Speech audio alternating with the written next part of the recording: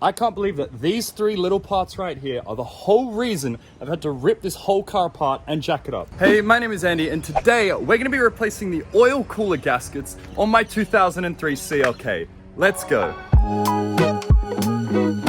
Now, it seems like only yesterday we fixed this car before. Absolutely, P-H-U-C-K-E-D, as in Philip. But in fixing that first oil leak, we found that it had a second one, and these small parts right here are the reason it's been sitting here for about 2 weeks. The car is undrivable, so today we're gonna jump in and replace the oil cooler gaskets, and that means we have to drain the car, which means step one, we need to jack it up. Now, rather than using the jack that comes in the Mercedes, which is unused, I'm gonna be using Fred's jack.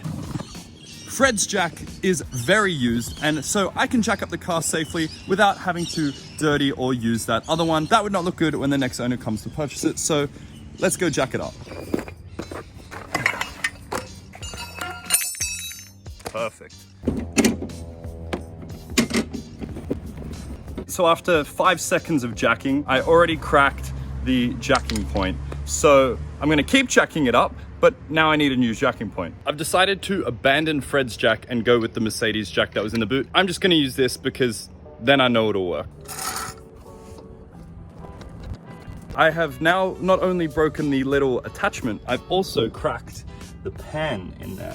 So I'm now gonna go get a hydraulic lift, go lift it right up at the front, then I can stick the axle stand in, and then we shouldn't have any problems. This is already becoming more of a headache, and all I have to replace are just these 3 little gaskets. I never thought I'd say this, but Fred is turning out to be my reliable daily driver. That feels weird to say. Alrighty. Every time. Fred, you are one reliable car. Now I've just bought this trolley jack. This time we're gonna jack the car up, not break anything, and we should be able to take the damn oil out. It's cost me what? $200 new equipment, but at least I get to keep this stuff. Right, let's go home and let's try that again. Are you fucking shitting me? Are you shitting me? We got one side, we didn't get the other. The fuck? Finally.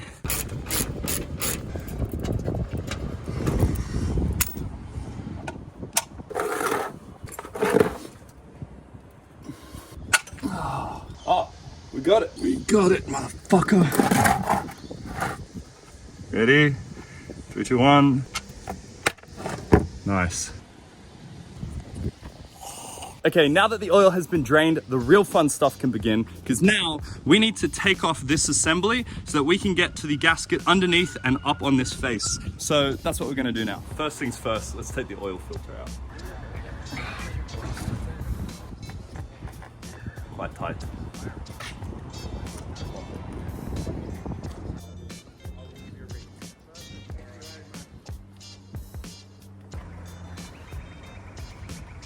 There we go.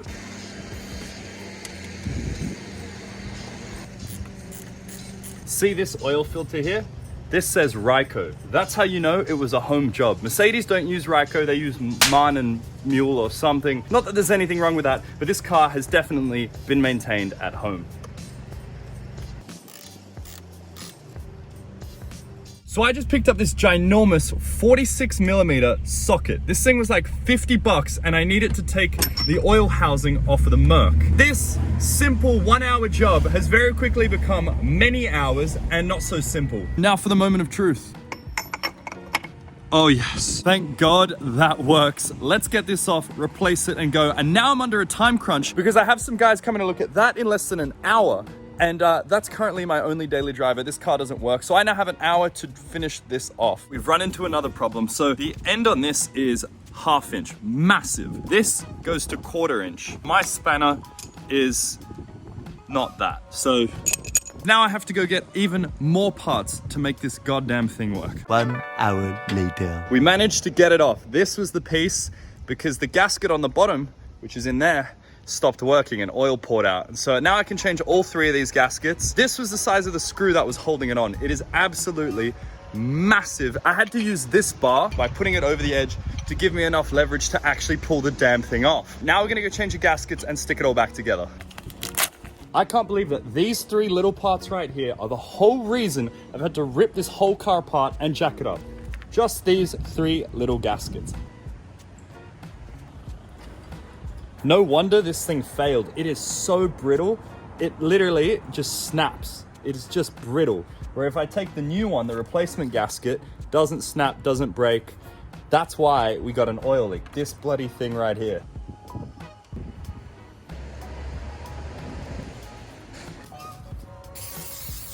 Now it's looking brand new. We've got those new gaskets in place.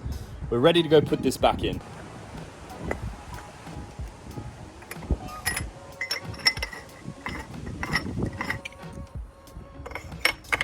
This is the Mercedes Benz approved method right here.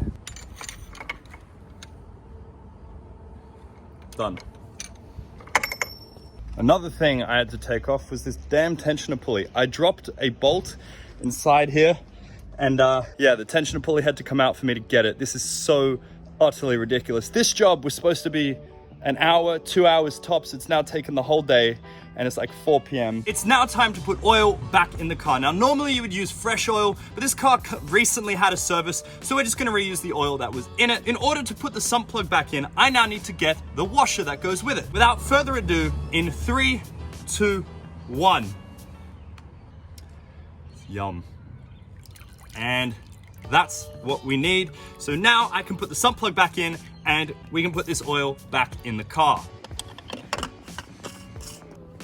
It is the moment of truth. We put the oil in, the cap is on. It is now time to start the car and see if it leaks. Fingers crossed, let's go.